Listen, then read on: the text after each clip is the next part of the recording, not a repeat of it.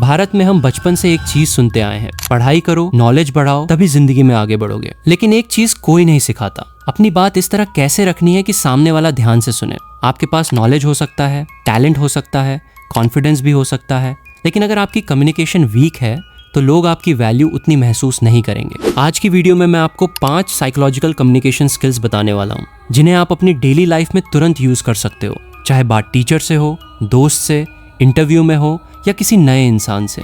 और आखिरी 2 स्किल्स ऐसी हैं जिन्हें जानने के बाद आपको समझ आएगा कि कुछ लोग बिना ज्यादा बोले भी इतने प्रभावशाली क्यों लगते हैं। तो चलिए अब जानते हैं आखिर वो 5 साइकोलॉजिकल कम्युनिकेशन स्किल्स कौन सी हैं जो आपकी बात करने के तरीके को कंप्लीटली बदल सकती हैं। देखो, ज्यादातर लोग सोचते हैं कि एक अच्छा कम्युनिकेटर वो है जो बिना रुके बोलता चला जाता है, जैसे कोई एक्सप्रेस ट्रेन। लेकिन रियलिटी इसके बिल्कुल उल्टा है।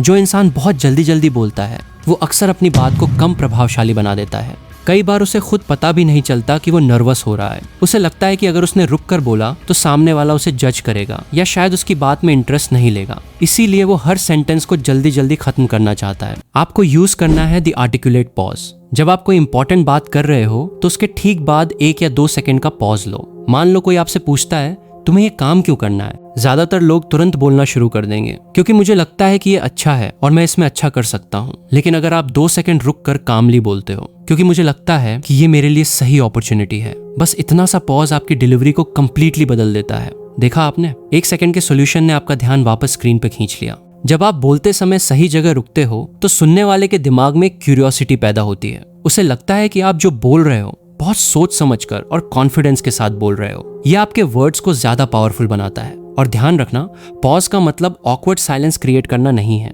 हर सेंटेंस के बाद रुकना भी नहीं है। सिर्फ उन वर्ड्स या आइडियाज के बाद रुकना है जिन्हें आप चाहते हो कि सामने वाला नोटिस करे। अगली बार जब कोई आपसे कोई मुश्किल सवाल पूछे तो तुरंत जवाब मत देना, बल्कि 2 सेकंड्स रुको, सोचो और फिर बोलना शुरू करो। इसे कहते हैं अथॉरिटी।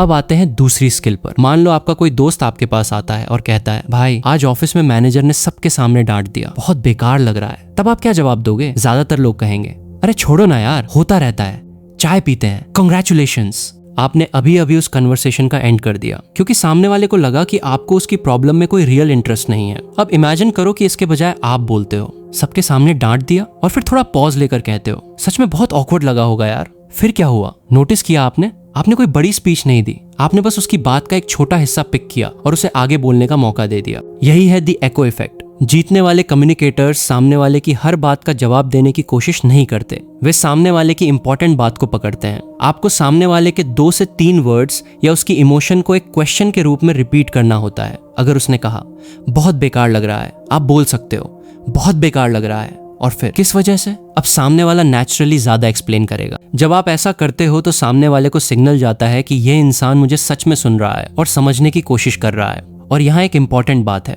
इस टेक्निक का मतलब फेक इंटरेस्ट दिखाना नहीं है। अगर आप सिर्फ टेक्निक की तरह यूज करोगे तो सामने वाला जल्दी समझ जाएगा। असली पावर तब आती है जब आप जेन्युइनली उसकी बात सुनते हो, क्योंकि लोग उन्हें याद रखते हैं जो उन्हें अपनी बात कहने की जगह देते हैं। लोग उनके दीवाने नहीं होते जो सिर्फ खुद की तारीफ करते हैं। लोग उन लोगों के साथ ज्यादा कंफर्टेबल फील करते हैं जो उन्हें हर्ड एंड अंडरस्टूड फील कराते हैं। अब तीसरी स्किल। क्या आपने कभी नोटिस किया है कि जब कोई बड़ा लीडर या सेलिब्रिटी रूम में एंटर करता है और एक भी वर्ड नहीं बोलता, फिर भी कई लोगों का अटेंशन उसकी तरफ चला जाता है? आखिर ऐसा क्यों होता है? इसे कहते हैं हाई स्टेटस बॉडी लैंग्वेज। हमारा ब्रेन सामने वाले की बॉडी लैंग्वेज से बहुत सारी इंफॉर्मेशन इंस्टेंटली पिक करता है। अब इसका मतलब ये बिल्कुल नहीं कि आपको हर समय सीरियस फेस बनाकर घूमना है या खुद को दूसरों से सुपेरियर दिखाना है। असल कॉन्फिडेंस का मतलब है कि आप अपने बॉडी को अननेसेसरली नर्वस सिग्नल्स नहीं दे रहे। अगर बात करते वक्त अपने हाथों को लगातार छुपाते हो, शोल्डर्स को झुकाकर बैठते हो, बार बार फोन चेक करते हो या हर कुछ सेकंड्स में नजरें नीचे कर लेते हो, तो आप अननोइंगली नर्वसनेस दिखा सकते हो। क्या अभी भी शोल्डर्स झुकाकर ये वीडियो देख रहे हो? तो चलो सीधे बैठो। अपनी बॉडी लैंग्वेज को ज्यादा कॉन्फिडेंट और ओपन बनाने के लिए इन 3 चीजों पर ध्यान दो। पहला, अपने शोल्डर्स को पीछे और रिलैक्स्ड रखो। दूसरा, बात करते टाइम ओपन जेस्चर्स यानी खुले हाथों का यूज करो। इससे आपकी बॉडी लैंग्वेज ज्यादा नेचुरल और वेलकमिंग लग सकती है। और तीसरा, सबसे इंपॉर्टेंट, अपनी नजरों को बार बार नीचे मत झुकाओ। आई कांटेक्ट का मतलब सामने वाले को लगातार घूरना नहीं है। नेचुरल आई कांटेक्ट रखो, बीच बीच में नजरें नेचुरली शिफ्ट करो और फिर वापस कन्वर्सेशन पर आओ। इससे आप ज्यादा कंफर्टेबल और कॉन्फिडेंट दिखाई दे सकते हो। और सबसे अच्छी बात यह है कि बॉडी लैंग्वेज की प्रैक्टिस आपको किसी स्पेशल जगह पर जाकर नहीं करनी। आज से जब भी आप किसी से नॉर्मल कन्वर्सेशन करो, बस अपनी पोस्चर और आई कांटेक्ट को थोड़ा कॉन्शियसली नोटिस करना शुरू करो। लेकिन रुको, क्या सिर्फ इतना काफी है? बिल्कुल नहीं। अब मैं आपको उस स्किल के बारे में बताने वाला हूँ जिसका मैंने शुरुआत में वादा किया था, the most dangerous skill. Christopher Nolan की एक फिल्म थी इंसेप्शन। उसमें आइडिया को इस तरह प्लान किया जाता था कि सामने वाले को लगता था कि वो आइडिया उसका खुद का है। कम्युनिकेशन की दुनिया में भी इसका एक एथिकल वर्जन देखा जा सकता है। अगर आप किसी से बात मनवाना चाहते हो तो उसे डायरेक्ट ऑर्डर मत दो, उसे ये मत बोलो तुम गलत हो, क्योंकि जैसे ही आप किसी को गलत साबित करने लगते हो उसका ईगो बीच में आ सकता है और वो आपकी बात समझने के बजाय खुद को डिफेंड करने लग सकता है। आपको यूज करना है द इंसेप्शन टेक्निक, मतलब बहस करने के बजाय ऐसे क्वेश्चंस पूछो जो सामने वाले को खुद सोचने में मदद करें। फॉर एग्जाम्पल, अगर आपका कोई टीम मेंबर ठीक से काम नहीं कर रहा है तो उसे डायरेक्ट ये मत कहो तुम खराब काम कर रहे हो। इसके बजाय पूछो आपको क्या लगता है इस प्रोजेक्ट को और बेहतर बनाने के लिए हमें क्या बदलना चाहिए। अब डिफरेंस देखो, पहले सेंटेंस में आपने उसे अटैक किया, दूसरे में आपने उसे सोचने का मौका दिया। जब जवाब उसके मुंह से निकलता है तो उसे उस सॉल्यूशन की ओनरशिप ज्यादा महसूस हो सकती है। लेकिन एक बात याद रखना, इस टेक्निक का इस्तेमाल किसी को मैनिपुलेट या कंट्रोल करने के लिए नहीं, बल्कि बेटर कम्युनिकेशन और प्रॉब्लम सॉल्विंग के लिए करना है। क्योंकि रियल कम्युनिकेशन का गोल सामने वाले को हराना नहीं होता, गोल होता है एक दूसरे को समझना और बेहतर सॉल्यूशन तक पहुंचना। और अब आती है पांचवी और आखिरी स्किल।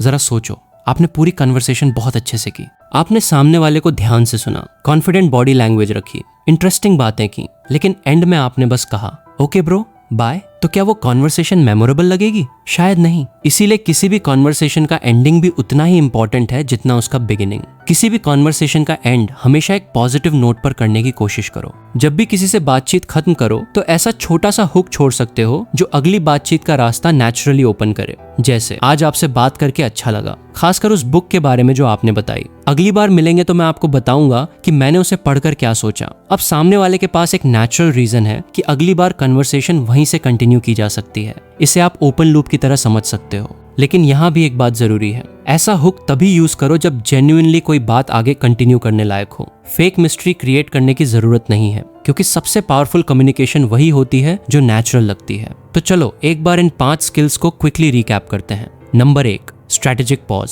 जल्दी जल्दी बोलने के बजाय इंपॉर्टेंट पॉइंट्स पर छोटा pause low. Number 2, the echo effect. सामने वाले की इंपॉर्टेंट बात या इमोशन को पिक करो और उसे आगे एक्सप्लेन करने का मौका दो। Number 3, high status body language. Relaxed posture, open gestures और नेचुरल आई कांटेक्ट मेंटेन करो। Number 4, the inception technique. हर बात में सामने वाले को गलत साबित करने के बजाय क्वेश्चंस के जरिए उसे सोचने का मौका दो। और number 5, the open loop. Conversation को बोरिंग बाय पर खत्म करने के बजाय जेन्युइन फ्यूचर कनेक्शन का रास्ता खुला छोड़ो।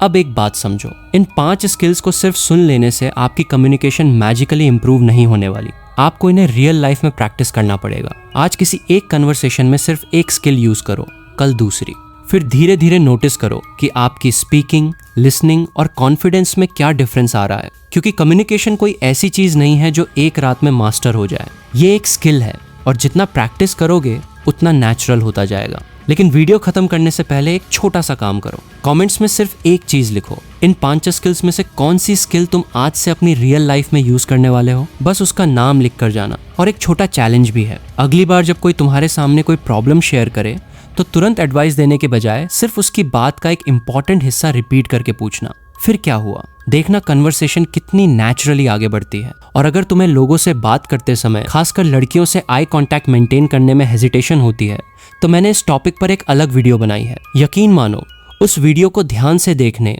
और बताए गए प्रैक्टिकल स्टेप्स को प्रैक्टिस करने के बाद तुम्हें आई कांटेक्ट को लेकर काफी ज्यादा कॉन्फिडेंस महसूस होगा। वो वीडियो तुम्हें स्क्रीन पर मिल जाएगी, उसे जरूर देखना। और अगर तुम्हें सिर्फ आई कांटेक्ट नहीं बल्कि पूरी कॉन्वर्सेशन को कॉन्फिडेंटली स्टार्ट करना, कंटिन्यू करना और इंटरेस्टिंग बनाना सीखना है, तो मैंने कम्युनिकेशन स्किल्स पर इसका एक और पार्ट भी बनाया है। उसमें मैंने कुछ ऐसी प्रैक्टिकल टेक्निक्स बताई हैं जिन्हें आप अपनी डेली कॉन्वर्सेशंस में यूज कर सकते हो। तो अगर आज की वीडियो से आपको एक भी ऐसी स्किल मिली जिसे आप अपनी जिंदगी में अप्लाई कर सकते हो, तो सब्सक्राइब कर दो। क्योंकि यहाँ हम सिर्फ बातें नहीं करते, हम अपनी कम्युनिकेशन, कॉन्फिडेंस और वीडियो को हाइप करके जरूर जाना यारो। और ध्यान रखना, पर्सनैलिटी को स्टेप बाय स्टेप बेहतर बनाते हैं। मिलते हैं अगली वीडियो में, तब तक याद रखो, आप क्या कहते हो उससे ज्यादा इंपॉर्टेंट है कि आप उसे कैसे कहते हो।